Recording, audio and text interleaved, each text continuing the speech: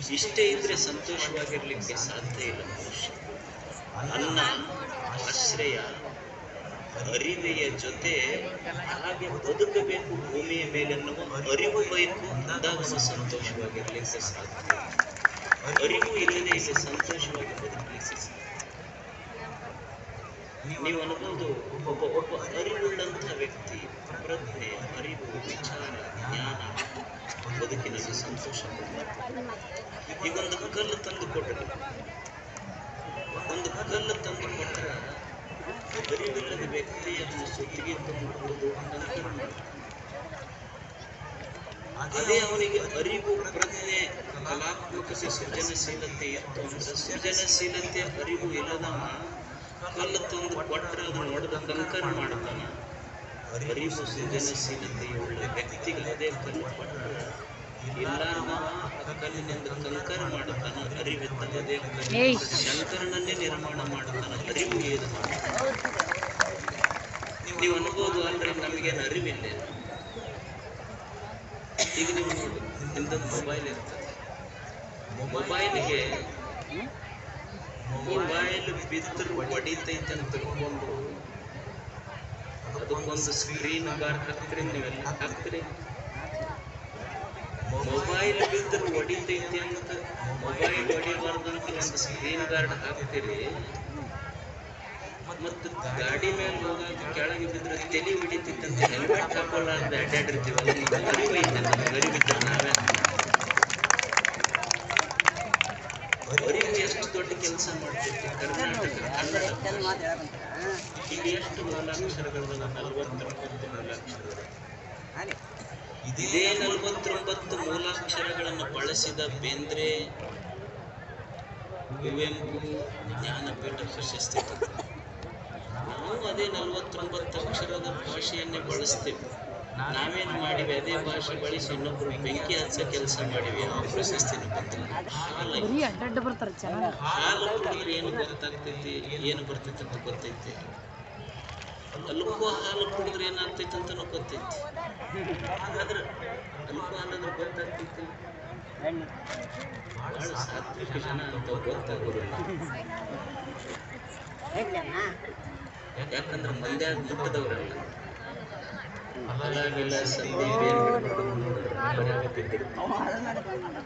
ಈ ಹೊಸ ಪ್ಲಾಟ್ ಮಾಡಿರ್ತಾರೆ. ಅಲ್ಲಂತ ಅವರೇ ಇರ್ತಾರಲ್ಲ. ಹಾಲು ಕುಡಿದ್ರೆ ಏನಾಗ್ತೈತಿ, ಹಾಲು ಕುಡಿದ್ರೆ ಏನಾಗ್ತೈತಿ ಅನ್ನೋ ಅರಿವು ನಮಗಿಲ್ಲ. ಅದಕ್ಕೆ ಅಲ್ಕೋ ಹಾಲು ಕುಡಿತೀವಿ. ದೇಶಭಕ್ತರು, ನಾಡಿನ ಯಾಕಂದ್ರೆ ಅವ್ರು ಕುಡಿದೇ ಇದ್ರೆ ಸರ್ಕಾರಗಳ ನಡೆಯೋದಿಲ್ಲ. ಅದಕ್ಕೆ ಕುಡಿತಾರೆ. ಬಹಳ ಕಟ್ಟ ದೇಶಭಕ್ತರು. ಮತ್ತು ಎಷ್ಟೋ ಬಿದ್ದು ಸತ್ತು ಉಳಿದವರ ಹಣಗಳ ದಿಬ್ಬಣದ ಮೇಲೆ ಸರ್ಕಾರ ನಡೆಸುವಂತ ಅರಿವುಳ್ಳವರು ದೊಡ್ಡವರದಾರ. ನಾವೆಷ್ಟು ದೊಡ್ಡವರು ಇರ್ಬೇಕು ಮ್ಯಾಲ ಕುಂತು. ನಮಗೆಂತ ಅರಿವಿರ ಅಂದ್ರೆ ಮನುಷ್ಯನಿಗೆ ಜೀವನದಲ್ಲಿ ಬೇಕಾದದ್ದು ಅರಿವು. ಅರಿವು ತಪ್ಪು ಅಂದ್ರೆ ಇವತ್ತೆಲ್ಲ ಗುರುಗಳು ಮಾತಾಡಿದ್ರೆ ವಿಚಾರ ಬೇಕು, ಜ್ಞಾನ ಬೇಕು, ಅರಿವು ಬೇಕು. ಅದಕ್ಕಾಗಿ ಮನುಷ್ಯ ಜೀವನದ ತುಂಬ ಹುಟ್ಟಿನಿಂದ ಸಾಯುವವರೆಗೆ ಮಾಡುವ ಒಂದೇ ಒಂದು ಕೆಲಸ ಅಂದ್ರೆ ಕಲಿಯುವುದು. ಪ್ರತಿ ಕ್ಷಣ ಇಲ್ಲಿ ಕಲಿಯುವುದಿದೆ. ಜೀವನದ ತುಂಬ ಏನು ಮಾಡಬೇಕು ಅಂದ್ರೆ ಹೊಸದನ್ನು ಕಲಿಯುವುದು. ಪ್ರತಿ ಕ್ಷಣ ಬದುಕಿನ ಪ್ರತಿ ಕ್ಷಣ ನಮಗೆ ಪಾಠ ಕಲಿಸ್ತದೆ. Don't stop learning because life will not stop teaching. It will never stop teaching. ಜೀವನ ಮನುಷ್ಯನಿಗೆ ಪ್ರತಿ ಕ್ಷಣ ಬದುಕುವುದನ್ನು ಕಲಿಸ್ತದೆ. ಸಾಲಿ ಕಲಿತಾಗ ಅಷ್ಟ ಕಲಿಸ್ತಾರೆ ಅಂತಲ್ಲ. ಈಗ ನಮ್ಮ ಅವ ಸಾಲಿ ಕಲಿತಿಲ್ಲ.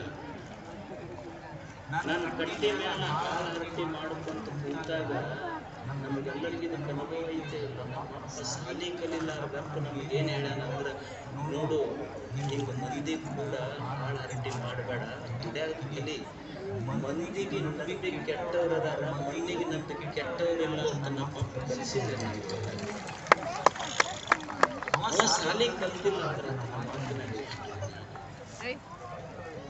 ಜೀವನದೊಳಗೆ ಹಿಂಗ ಕಣ್ಣು ತೆರೆದು ಬಿಟ್ರೆ ಜಗತ್ತೇ ಒಂದು ಪಾಠಶಾಲೆ. ಎಲ್ಲಾನು ಕಲಿಸ್ತೈತಿ. ತಾಯಂದಿರದಿರಿ ನೀವು, ತಾಯಂದಿರು ಅಡಿಗೆ ಮಾಡ್ತಾರೆ, ಕುಕ್ಕರ್ನಾಗ ಮಾಡ್ತೀವಿ. ನಿಮ್ ಕುಕ್ಕರ್ ಏನು ಕಲಿಸ್ತೈತಿ ಅಂದ್ರ ಸಿಟಿ ಹೊಡ್ಕೊಂತ ಅಡ್ಡಾಡ್ಬೇಕಂತ ಕುಕ್ಕರ್ ಕಲಿಸ್ತೈತಿ. ನಮಗಾಗ್ಲಾರ್ದು ನಮ್ಮ ತಳಕ ಬೆಂಕಿ ಇಟ್ಟರು ಒಂದು ಸೀಟಿ ಹೊಡ್ಕೊಂತ ಅಡ್ಡಾಡ್ಬೇಕು. ನಾವು ಕುಕ್ಕರ್ ಕಲಿಸ್ತೈತಿ. ಮನುಷ್ಯ ನೋಡಿ ಕಲಿಬೇಕಷ್ಟೇ. ಈಗ ಮಿಕ್ಸರ್ ಐತಿ, ಮಿಕ್ಸರ್ ಏನು ಕಲಿಸ್ತೈತಿ? ಈಗ ಬಟ್ಟೆಗೆ ಎಷ್ಟದ ಸಣ್ಣ ಇರಲಿ ಬಾಯಿ ಮುಚ್ಕೊಂಡು ಕೆಲಸ ಮಾಡೋದು ಕಲಿ ಅಂತ ಮಿಕ್ಸರ್ ಕಲಿಸಿಲ್ಲ. ಜಗತ್ತು ಅಂದ್ರೆ ಇದೊಂದು ಡೊನೇಷನ್ ಇಲ್ಲದ ಪಾಠಶಾಲೆ ಅಂದ್ರೆ ಜಗತ್ತು. ಟೈಪಟ್ ಮಾಡಕತ್ತಾನ ತಾಜ್ ಮಹಲ್ ಹುಬ್ಳಿ ತಾಜ್ ಕಲಿಸಿವಿ. ಅಲ್ಲಿ ಗೊತ್ತೈತೆ ನಿಮಗೆ ತಾಜ್ ಮಹಲ್ ಎಲ್ಲೈತೆ? ಅಲ್ಲ, ಇವತ್ತೊಂದು ದಿವಸ ಮತ್ತೆ ತಪ್ಪು ಹೇಳ್ಯಾನ. ತಾಜ್ ಮಹಲ್ ಎಲ್ಲೈತಿ ಅಂದ್ರೆ ತಾಜ್ ಮಹಲ್ ಹುಬ್ಳಿ ಅಂತ ಹೇಳ್ಯಾನ. ಅದಕ್ಕೆ ಬಂದೆಪ್ಪ. ಸಾಲಿಗೆ ಫೀಸ್ ಕಟ್ಟಂತ 10 ಸಲ ಫೋನ್ ಮಾಡಿ ಬಂದಿಲ್ಲ. ನೀವು ಫೀಸ್ ಕಟ್ಟ ಮಟ್ಟ ತಾಜ್ ಮಹಲ್ ಹುಬ್ಳಿಯಾಗ ಇರ್ತೈತಿ, ಕಟ್ಟಿದ್ದ ಆಗ್ರಹಕ್ಕೆ ಹೋಗುತ್ತ. ನೀವು ಫೀಸ್ ಕಟ್ಟಿದ ಮೇಲೆ ಆಗ್ರಹ ಇರ್ಲಿಲ್ಲ ಅಂದ್ರೆ ಹುಬ್ಬಳ್ಳಿಯಾಗ ಇರ್ತೈತಿ. ಜೀವನ ಇದೊಂದು ಪಾಠಶಾಲೆ ಕಲಿಸ್ತೈತಿ. ಜೀವನದಲ್ಲಿ ಸೋಲು ಬರ್ತದೆ, ಬಡತನ ಬರ್ತದೆ, ನೋವುಗಳು ಬರ್ತವೆ, ನಿರಾಶೆಗಳು ಬರ್ತವೆ, ನಿಂದೆಗಳು ಬರ್ತವೆ, ವೈರಿಗಳ ಚುಚ್ಚು ಮಾತುಗಳು ಬರ್ತವೆ. ಇದೆಲ್ಲವನ್ನು ಮೀರಿ ಬದುಕುವುದನ್ನ ಪುಸ್ತಕ ಓದಿ ಕಲಿಲಿಕ್ಕಾಗುವುದಿಲ್ಲ, ಜಗತ್ತು ನೋಡಿ ಕಲಿಬೇಕಾಗುತ್ತದೆ. ಇವತ್ತು ನಾವು ಅಂತಿರ್ತೀವಿ, ಏನ್ರಿ ನಮ್ಮ ಕಷ್ಟದ ಕಾಲಕ್ಕ ಯಾರು ಆಗಲಿಲ್ಲ, ನಾವು ಎಷ್ಟು ಮಂದಿಗಾಗಿದ್ದೇವೆ, ನನ್ನ ಕಷ್ಟದ ಕಾಲಕ್ಕೆ ಯಾರು ಆಗ್ಲಿಲ್ಲ ಅಂತ ನಾವು ಬಹಳ ತಾಪ್ ಮಾಡ್ಕೊಂತೀವಿ. ಇದು ಸಹಜ ಐತಿಲ್ಲ ನಮ್ಮ ಜೀವನದೊಳಗೆ. ನಮಗಿದ್ದಾಗ ಎಲ್ಲರೂ ಬಂದ್ರು, ಕಷ್ಟದ ಕಾಲಕ್ಕೆ ಯಾರು ಬರಲಿಲ್ಲ. ಮಂದಿಗೆ ಹೀಯಾಳಿಸ್ತೀವಿ, ಮಂದಿ ಬಗ್ಗೆ ಮಾತಾಡ್ತೀವಿ. ನಾನು ಸುಖವಾಗಿದ್ದಾಗ, ಸಂತೋಷವಾಗಿದ್ದಾಗ ನನ್ನ ಕೈಯ 10 ಬೆರಳು ಚಪ್ಪಾಳಿ ಹೊಡಿತ. ಯಾವಾಗ? ನಾನು ಸಂತೋಷವಾಗಿದ್ದಾಗ. ಆದರೆ ನಾನು ದುಃಖದಾಗಿದ್ದಾಗ 10 ಬೆರಳು ಬರುವುದಿಲ್ಲ. ಕಣ್ಣೀರು ಒರೆಸಕ್ಕೆ ಒಂದೇ ಬೆರಳ ಬರ್ತೈತಿ ಅಂದ ಮೇಲೆ, ಸಂತೋಷದಾಗಿದ್ದಾಗ ನನ್ನ ಕೈಯನ್ನ 10 ಬೆರಳು ಬಂದು, ದುಃಖದಾಗಿದ್ದಾಗ ನನ್ನ ಕೈಯನ್ನ 10 ಬೆರಳ ನನಗೆ ಬರಂಗಿಲ್ಲ ಅಂದ ಮೇಲೆ ಮಂದಿ ಬರ್ತಾರ ಅನ್ನುವ ನಿರೀಕ್ಷೆ ಯಾಕೆ ಅನ್ನೋದು ಕಲಿಬೇಕು. ಮಂದಿಯನ್ನು ನಿರೀಕ್ಷೆ ಮಾಡಿ ಬಡತನ ಬರ್ತೈತಿ, ಕಲಿಯೋದು ಏನು? ಬಡತನ ಬಂದ್ರೆ ಏನು? ನಿನ್ನೆ ಹೇಳ್ತಾ ಇದ್ದೆ, ಮನುಷ್ಯನಿಗೆ ತುಂಬಿದ ಪಾಕೆಟ್, ತುಂಬಿದ ಜೇಬ 100 ಆಟ ಕಲಿಸಿದ್ರ ಖಾಲಿ ಜೇಬು ಜೀವನದೊಳಗೆ 100 ಪಾಠ ಕಲಿಸ್ತೈತೆ ಅಂತ. ಅದನ್ನು ಕಲಿಬೇಕು ಮನುಷ್ಯ. ಸ್ಟೀವ್ ಜಾಬ್ಸ್ ಅಂತಿದ್ದ, ನೀವೆಲ್ಲ ಸ್ಟೀವ್ ಜಾಬ್ಸ್. ಅವ ಹೇಳ, ಮನುಷ್ಯನಿಗೆ ಜೀವನದಲ್ಲಿ ಹಸಿವು ಮತ್ತು ಇರುತ್ತದೆ.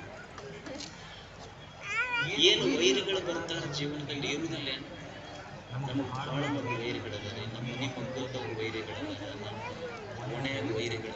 ಏನು ಮಾಡೋಣ ನೀನು? ಅಲ್ಲ, ಕಲಿಬೇಕಾದದ್ದು ಏನು?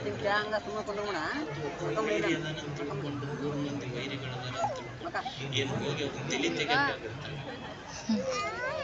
ಕಲಿಯುವುದೇನು ಜೀವನದಲ್ಲಿ ಅಂದ್ರೆ ನನಗೆ ಬಹಳ ಮಂದಿ ವೈರಿಗಳದಾರ ಅಂತ ತಿಳ್ಕೊಂಡು ಕೇಳಿ ವೈರಿಗಳ ತಲೆಯನ್ನು ತೆಗೆಯೋದಲ್ಲ, ನನ್ನ ತಲೆಯಿಂದ ವೈರಿಗಳನ್ನು ತೆಗೆದು ಬಿಟ್ರೆ ಅದು ಜೀವನ ಸಾರ್ಥಕ ಅಷ್ಟೇ. ವೈರಿಗಳನ್ನು ತೆಗೆಯೋದು, ನನ್ನ ತಲೆಯಲ್ಲಿದ್ದು ವೈರಿಗಳನ್ನು ಕಲಿಯುವುದೇ. ಮಂದಿ ಬಹಳ ನಮಗೆ ನಿಂದ ಮಾಡ್ತಾರೆ, ಎಲ್ಲ ಪುಕ್ಕಟೆ, ಎಲ್ಲ ಏನು ಉದ್ಯೋಗ ಖಾತ್ರಿ ಬರ್ತಾವ, ರೊಕ್ಕ ಬೀಳ್ತೈತಿ, ಕೆಲಸ ಏನೈತಿ? ನೀವು ನೆನಪಿಟ್ಕೊಂಡು ಸಾಕಾಗುತ್ತೆ.